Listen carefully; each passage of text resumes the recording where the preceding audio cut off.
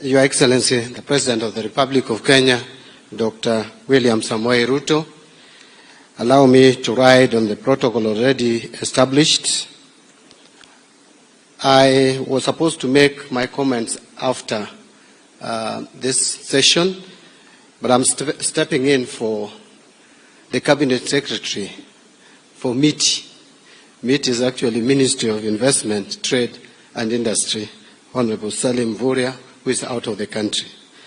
So, Your Excellency, allow me to commence these brief remarks by once more joining all who have spoken to commend the government of Kisumu County and Afrexim Bank for co-hosting the 4th series of Africa Sub-Sovereign Network Conference.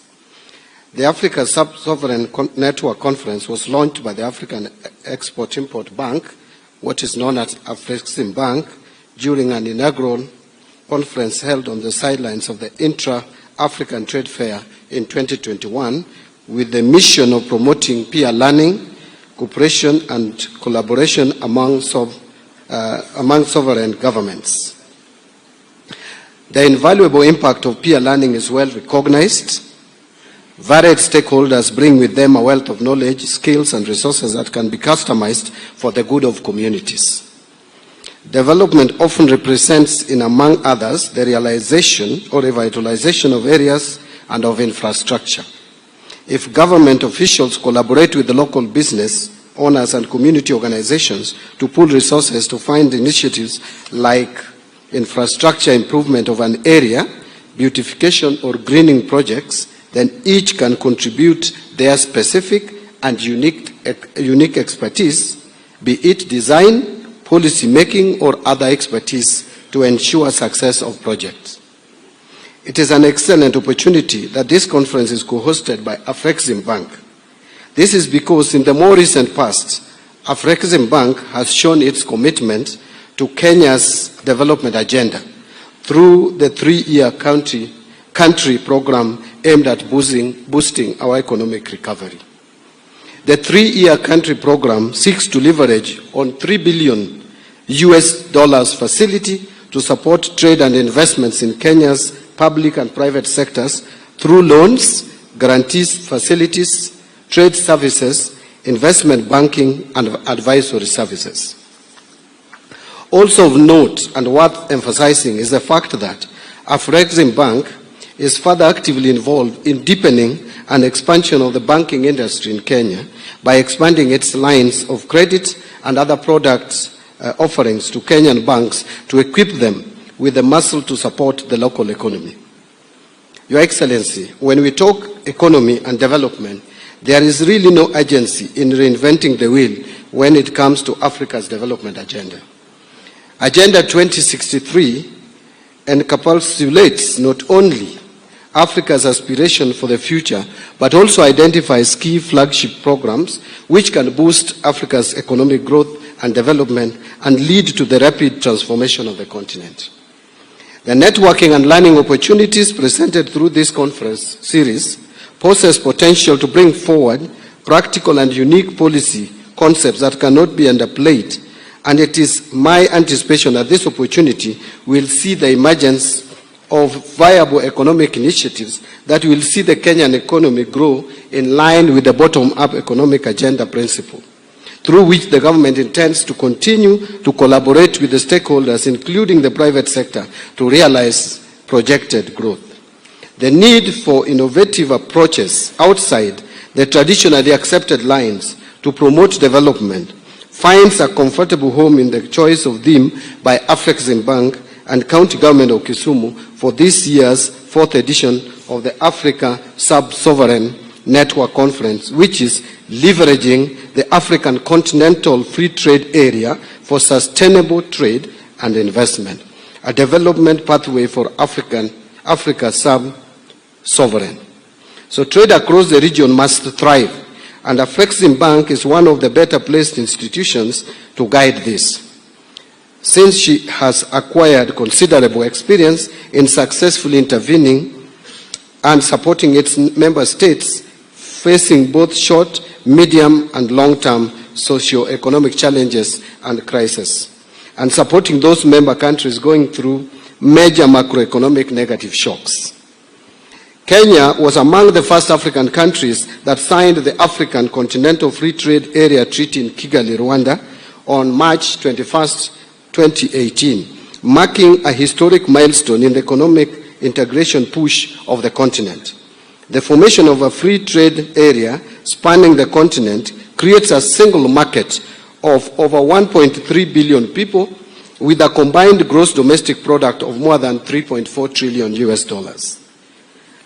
Your Excellency, the move by Kenya to join the Pan-African Payment and Settlement System initiatives as an enabler for the African Continental Free Trade Area is a major milestone, as it presents the Kenyan firms with the ability to execute all trades and financial transactions seamlessly with other firms in the rest of Africa. Correspondingly, the move by the Afrexim Bank to establish the adjustment fund is also laudable. The United States dollars of 10 billion fund will support countries, Kenya included, to effectively participate in the African Continental Free Trade Area. As a major shareholder of the bank, Kenya is expected to continue to tap the opportunities offered by the bank through the adjustment fund. Excellencies, ladies and gentlemen, some research suggests that people with a fixed mindset tend to approach goals more passively. A growth mindset of opportunities and entrepreneurial mindsets. It means not seeing hurdles, but instead seeing how to overcome the hurdles. This conference provides that opportunity, and I hope we will each grasp it. Allow me, Your Excellency, before I invite you to address the conference, to just mention two more things. Your Excellency, I also want to associate with the sentiments of Professor Peter Nyang'yo, the Governor of Kisumu, and also with the President and Chairman of the Board of Afrexim Bank, Professor Orama, on the issue of the challenge that this country is facing, and not just Kenya, but across the region, that is of unemployment. This is urgent and must be addressed. It is the most critical challenge that we are facing as a nation. And therefore, Your Excellency, in that breath, as we get support from Afrexim Bank, and I'm happy and delighted that the Afrexim Bank is ready and willing to support our special economic zones and industrial parks. Your Excellency, allow me to disclose that last week, exactly the same day, it is only the hour which is different, it was at night, that you instructed me, Your Excellency, to make specific provision in the next budget and to support the special economic zone, especially the one in Kisumu, Kibos.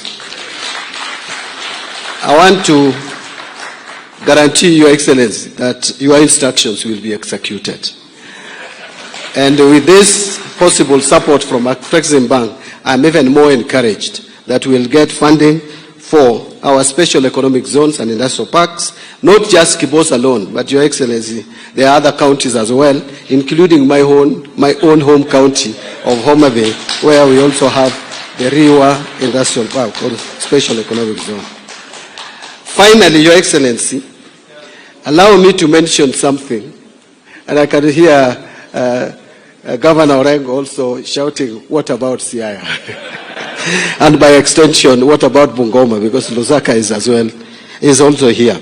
But finally, Your Excellency, when you graciously offered me this position that I'm occupying today of Cabinet Secretary in charge of National Treasury and Economic Planning, we had a meeting with you and we mutually agreed that we must support devolution.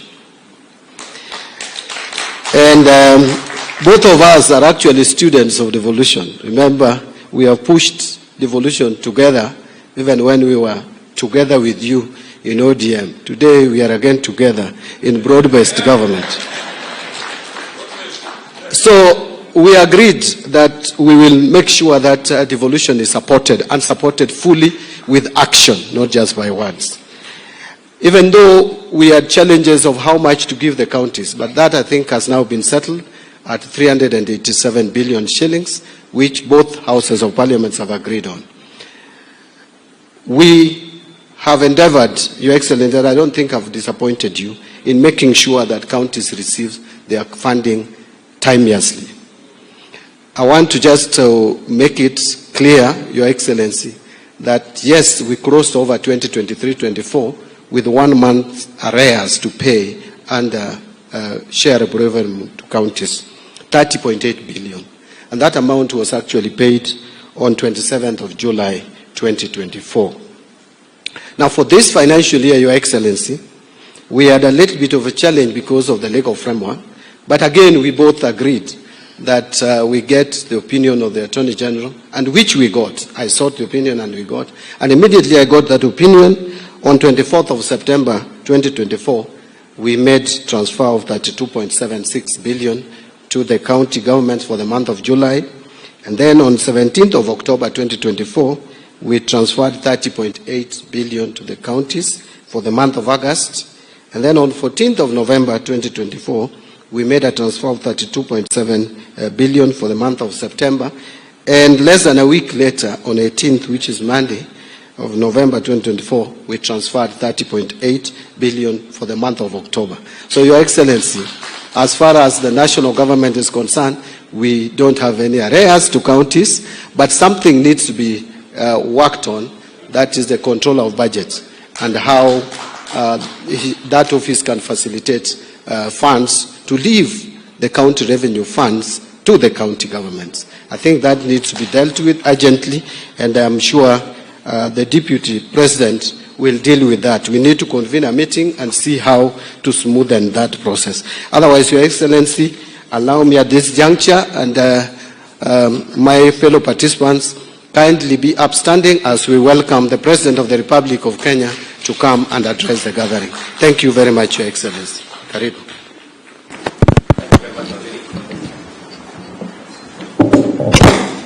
Thank you very much. Your Excellencies, ladies and gentlemen, good morning.